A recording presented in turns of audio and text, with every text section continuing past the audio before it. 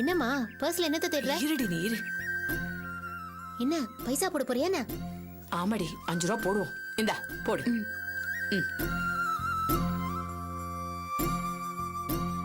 Show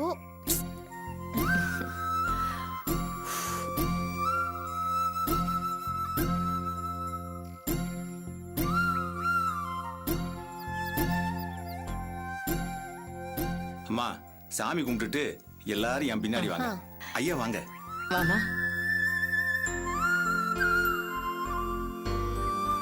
Ranjini ரொம்ப விசேஷமான கோயில். இங்க என்ன வேண்டுதல் செஞ்சாலும் கண்டிப்பா நடக்கும். நீ வேணா பாரு, எந்த பிரச்சனைனாலும்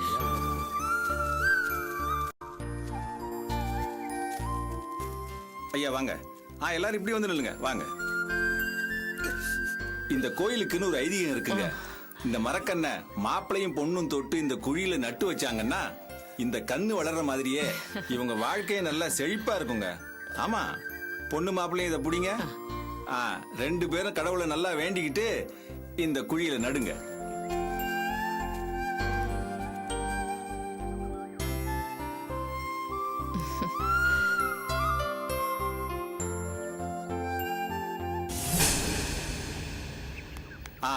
நீங்க இந்த பக்கம் வந்துருங்க. தொடச்சுக்கம்மா.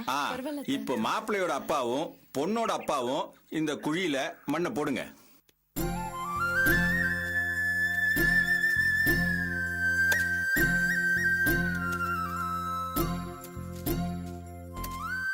ஐயா நீங்க வாங்க. உங்களை தாங்க.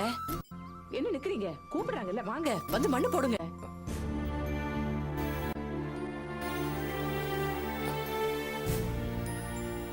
ஐயா வாங்க போடுங்க. வந்து மண்ணை போடுங்க.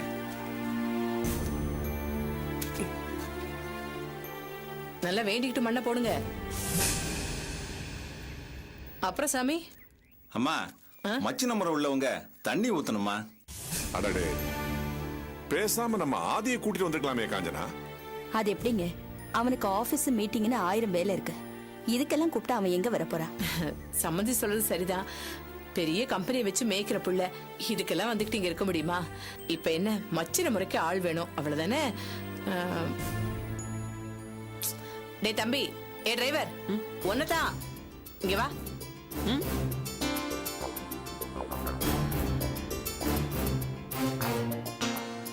சீக்கிரமா வா, சுறுசுறுப்பே இல்லாத டிரைவர். என்ன முழிக்கிற? வா.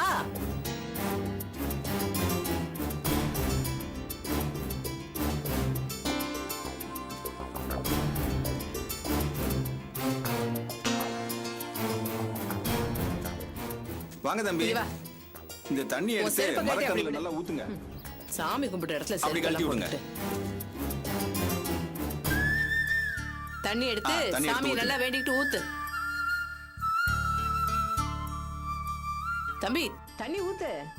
என்னங்க டிரைவரை ஊத்த சொல்றீங்க? இதுல என்னங்க இருக்கு? எல்லாம் ஒரு முறை சம்பிரதாயத்துக்கு தானே. ரஞ்சினி இவன் அக்கா மாதிரி நினைச்சுக்கிட்டு தண்ணி ஊத்துனா குறைஞ்சா போயிடுவான்.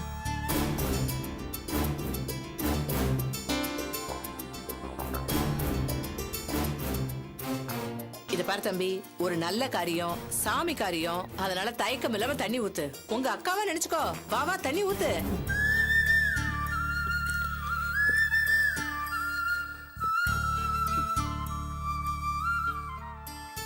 என்ன மனோ பேசாம நிக்கிற?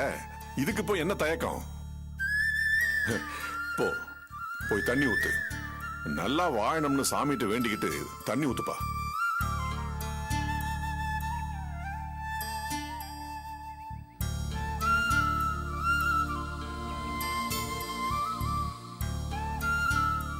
போப்பா, தண்ணி ஊத்து.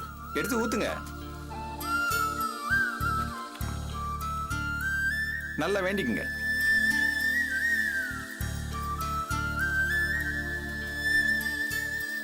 வேண்டிக்கிட்டு ஊத்துங்க.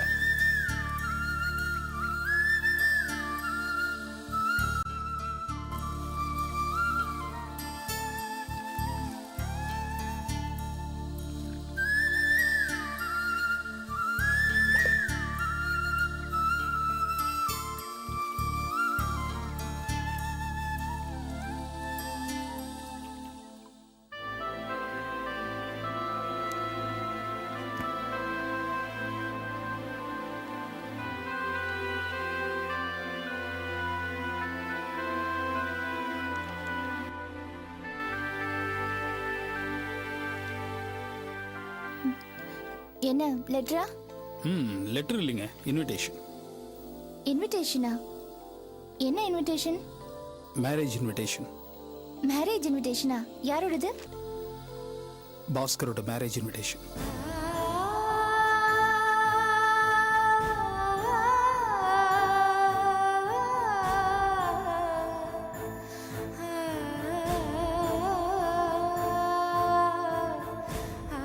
என்ன அபி பேசாம இருக்கீங்க? இதுல சொல்றதுக்கு ஒண்ணும் இல்ல தொல்காப்பியன். ஆபீஸ்ல வந்து அன்னைக்கு சத்தம் போட்டு போனார் இல்லையா, அந்த மூட்ல தான் இதை அனுப்பியிருப்பாரு. விட்டு தள்ளுங்க. அபி ரொம்ப கேஷுவலா இருக்கீங்க, எனக்கு கொஞ்சம் ஆச்சரியமா இருக்கு. அப்படியா? ஏன்? உங்களை இது டிஸ்டர்ப் பண்ணல? இந்த பத்திரிக்கை ஒரு விஷயத்த சொல்லுது அபி. உங்களுக்கும் பாஸ்கருக்கும் இனிமே எந்த உறவும் இல்லைங்கிற அறிவிப்பா. உங்களோட பந்தம் முறிஞ்சு போனதை உறுதிப்படுத்துற ஒரு சாட்சியா இந்த பத்திரிக்கை இருக்கு. இனி நீங்க அங்க எந்த உறவும் வச்சுக்க முடியாதுன்னு சொல்ற கடைசி முற்றுப்புள்ளி தான் இந்த இன்விடேஷன். இதை பார்த்துட்டு நீங்க எந்த சலனமும் இல்லாம டிஸ்டர்ப் ஆகாம இருக்கிறத பார்த்தா எனக்கு ரொம்ப ஆச்சரியமா இருக்கு. நீங்க இதுல ஆச்சரியப்படுறதுதான் என்ன பொறுத்த வரைக்கும் ஆச்சரியமான விஷயம். துல்ஸ், நீங்க ஆரம்பத்துல இருந்தே என் கூட இருக்கீங்க. பாஸ்கர் கூட எனக்கு நிச்சயம் ஆனதுல இருந்து இந்த இன்விடேஷன் வர வரைக்கும் என் கூடவே ஒரு சாட்சியா இருக்கீங்க. உங்களால கூட என்னோட மனநிலையை புரிஞ்சுக்க முடியலையா? பார்த்துட்டு தான் இருக்கேன் அபி, நீங்க பட்ட அத்தனை அடியும் பார்த்துக்கிட்டு தான் இருக்கேன். இருந்தாலும் விளற கடைசி அடி இது வலிக்க தான் செய்யும்.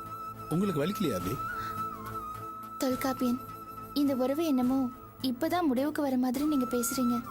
ஆனா என்ன பொறுத்த வரைக்கும் இது எப்பவோ முடிஞ்சு போன ஒரு சமாச்சாரம். இப்போ என்னோட மனசுல காயம் இல்ல, தழும்புதான் இருக்கு. சோ இப்போ எனக்கு வலிக்கல,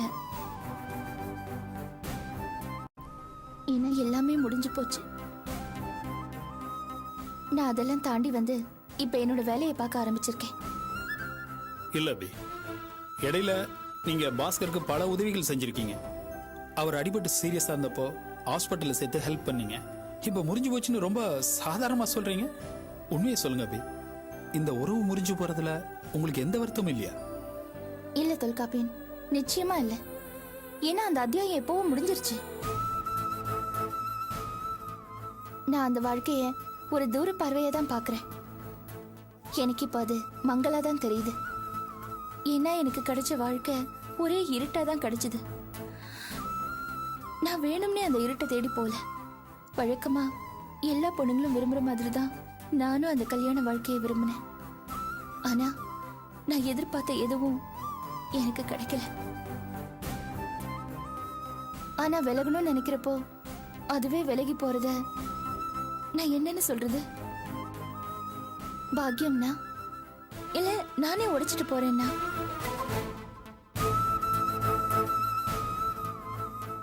எனக்கு நடந்த கல்யாணத்துல சடங்கு இருந்தது, சம்பிரதாயம் இருந்தது, ஆனா அர்த்தம் இல்ல. ஆனா இப்ப நான் வாழற வாழ்க்கையில ஒரு அர்த்தம் இருக்குன்னு நான் நினைக்கிறேன். நான் அடிக்கடி எனக்கே சொல்லிக்குவேன், நாம நேசிக்கிறவங்களுக்கு நம்ம எந்த தொந்தரவும் தரக்கூடாதுன்னு. அப்படிதான் நான் இப்பவும் பாக்குறேன். பாஸ்கர் என்ன நேசிக்கிறாரா இல்ல நான் பாஸ்கரை நேசிக்கிறேனா அதெல்லாம் எனக்கு முக்கியமா படல.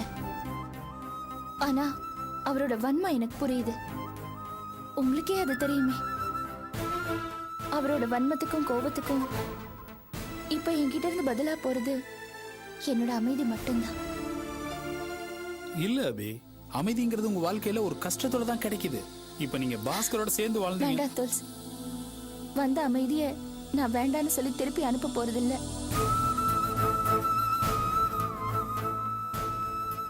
அவர் என் மேல அம்பு விடுறாரு, என்கிட்டயும் வில் இருக்கு. ஆனா நான் கேடயத்தை மட்டும்தான் எடுக்க விருப்பப்படுறேன். விடுங்க துல்ஸ், நமக்கு வேலை நிறைய இருக்கு. நடந்து போறதுக்கு 4 பக்கமும் பாதை இருக்கு. ஏன் ஒரே பாதையை பார்த்து அதுல முள் இருக்குன்னு நம்ம சொல்லணும்? நாம வேற பாதையில போலாமே. நடக்கிறது நல்லதா நடக்கும் தோல்ஸ். நடந்து போன தூரத்தை நம்ம திரும்பி பார்க்க வேண்டாம். நானும் அதை திரும்பி பார்க்க விரும்பல. ஏன்னா என்னை பொறுத்த வரைக்கும் சில ஆண்கள் ஒரு பக்கத்தை மட்டும் காட்டுற கண்ணாடி, அதுக்கு மறுபக்கத்தை காட்ட தெரியாது.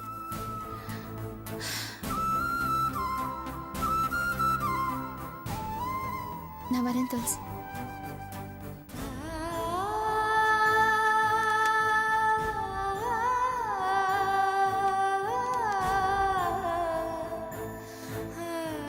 பாவங்க அபி, அவங்கள நினைச்சா எனக்கு சங்கடமா இருக்கு. எப்படி வாழ வேண்டிய அவங்க வாழ்க்கை இப்படி முடிஞ்சு போச்சு. முடிஞ்சு போச்சா? பாஸ்கர் அவங்கள விட்டு போறதால அவங்க வாழ்க்கை முடிஞ்சு போறதா அர்த்தம் இல்ல. இன்ஃபேக்ட் சொல்ல போனா இனிமே தான் அவங்க வாழ்க்கையை ஆரம்பிக்க போகுது. பாருங்க.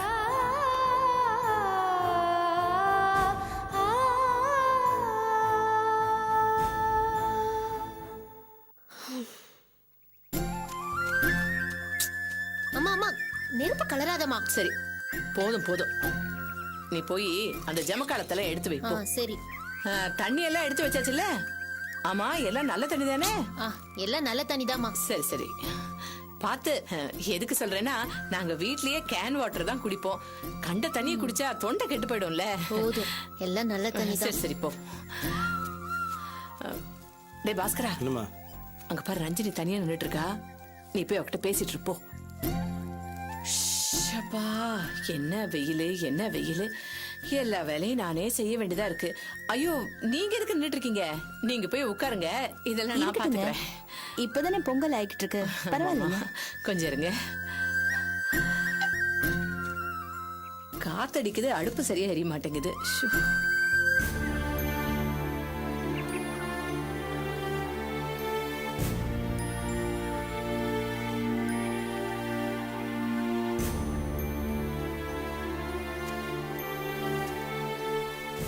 என்ன சார் தனியா வந்து நிக்கிறீங்க? ஒண்ணு இல்ல. உடம்புக்கு இப்ப பரவாயில்லையா? பரவாயில்ல, நல்லா இருக்கேன். சார், நீங்க தப்பா நினைக்கலாம், ஒண்ணு கேட்கலாமா? எங்கிட்டயா? ஆமா.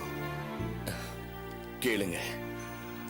ஏன் சார், உங்களுக்கு இந்த கல்யாணத்துல விருப்பம் இல்லையோ? ஏன் இப்படி கேக்குறீங்க? இல்ல, ஆரம்பத்துல இருந்தே உங்களை நான் கவனிச்சுட்டு தான் இருக்கேன். இந்த கல்யாணத்துல உங்களுக்கு ஈடுபாடு இல்லைங்கிறது ஓரளவுக்கு வெளிப்படையாவே தெரியுது. இதுல நீங்க பட்டும் படாம ஒதுங்கிட்டு தான் போயிட்டு இருக்கீங்க. இத்தனைக்கும் பாஸ்கர் உங்க பையன். ஏன் இந்த விலகல்னு தான் எனக்கு புரியல. தப்பா நினைக்காட்டி என்கிட்ட சொல்லுங்க, என்ன ப்ராப்ளம்? இல்ல, உங்க பையன் இந்த கல்யாணத்தை பண்ணிக்கிறதுல உங்களுக்கு என்ன அப்படி சங்கடம்? எல்லாம் என் மருமகளோட நினைப்பு தான். அதான் என்னை வேதனைப்படுத்திக்கிட்டு இருக்கு. சார், நீங்க என்ன சொல்றீங்க? உங்க மருமக? அவளை என் மருமகளா நான் நினைச்சதே கிடையாது. எனக்கு அவ மக மாதிரி. அப்பான்னு வாய் நிறைய கூப்பிடுவா. ரொம்ப ரொம்ப தங்கமான பொண்ணு. ஆனா அவளுக்கு என் குடும்பம் நிறைய துரோகம் பண்ணிக்கிட்டு இருக்கு. அதான் எனக்கு ரொம்ப உறுத்தலா இருக்கு. சார், தப்பா நினைக்க வேண்டாம். வந்து சொல்லுங்க. உங்க மருமகளுக்கும் பாஸ்கருக்கும் ஒத்து வரல. உங்க மனைவிக்கு அந்த பொண்ணை சுத்தமா பிடிக்கலன்னு தெரியுது. ஆனா நீங்க மட்டும் உங்க மருமகளை இவ்வளவு தூரம் பாராட்டுறீங்களே. என்னோட பார்வைக்கும் என் குடும்பத்தோட பார்வைக்கும் நிறைய வித்தியாசம் இருக்கு. அவங்க பணத்தை பாக்குறாங்க, ஆனா நான் என் மருமகளோட குணத்தை பாக்குறேன். அது சரி, உங்க மருமக யாரு? அவங்க இப்ப எங்க இருக்காங்க? அது ஏயா, ஏங்க சாப்பாட்டு நேரத்துல என்னங்க பேசிட்டு இருக்கீங்க? இல்ல, அவரு நானும் சும்மா பேசிக்கிட்டு இருந்தோம். இவர் எப்பவுமே இப்படிதாங்க, பைசாக்கு பிரயோஜனம் இல்லாம எதையாவது பேசிட்டு இருப்பாரு. அப்படிலாம் இல்லைங்க, ஏதோ சும்மா பேசிட்டு இருந்தோம். ஏங்க, உங்களுக்கு தான் பசிக்கல, பாவம் இவருக்குமா பசிக்காது? இவர் சாப்பிட வேண்டாமா? இழுத்து வச்சு அருன்னு அறுத்துட்டு இருக்கீங்களாக்கும். வாங்க சாப்பிட வாங்க. சம்பந்தி, நீங்களும் வாங்க. சம்பந்தி, வாங்க வாங்க. இங்க வாயா. வந்த இடத்துல வாய முடிட்டோம்னால இருக்க முடியாதா? என்ன பேச்சு விட்டு கிடக்கு? வந்த இடத்துல ஏதாவது பிரச்சனை பண்ணுவீங்க. சரி, பேசாம இருங்க.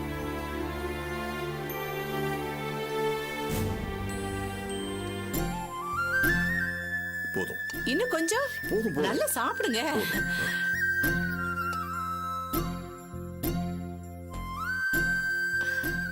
சாப்பிடுங்க, நல்லா கேட்டு வாங்கி சாப்பிடுங்க. ஒண்ணும் கூச்சப்பட வேண்டாம். அதான் எல்லாரும் ஒரே குடும்பம் ஆயிட்டோம்ல, அப்புறம் என்ன கூச்சம்?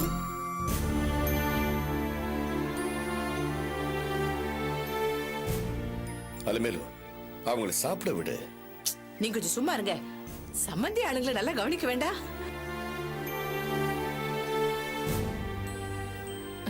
சம்பந்தியம்மா, வருஷத்துக்கு ஒரு முறையாவது இந்த கோயில்ல வந்து இப்படி இருந்து சாமி கும்பிட்டு சாப்பிட்டு போனா ரொம்ப நல்லது. அப்படிங்களா? ஆமா, ஆமாங்கம்மா, அப்பேற்பட்ட பவர் உள்ள சாமி இது, தெரிஞ்சுக்குங்க.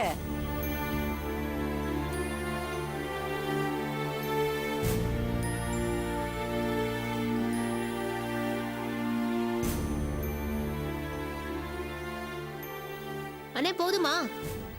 போதும். ம். நல்லா சாப்பிட்டா என்னடா?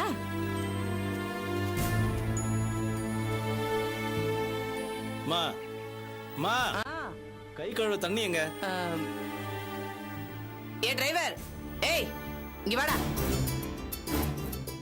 புள்ள கை கழுவ சிரமப்படுறான்ல, பாத்துக்கு நிக்கிறியே. இந்த பாரு, அந்த வாழை தண்ணி இருக்கு, எடுத்து ஊத்து. வா சீக்கிரம். ஆண்டா நடந்துகிட்டு.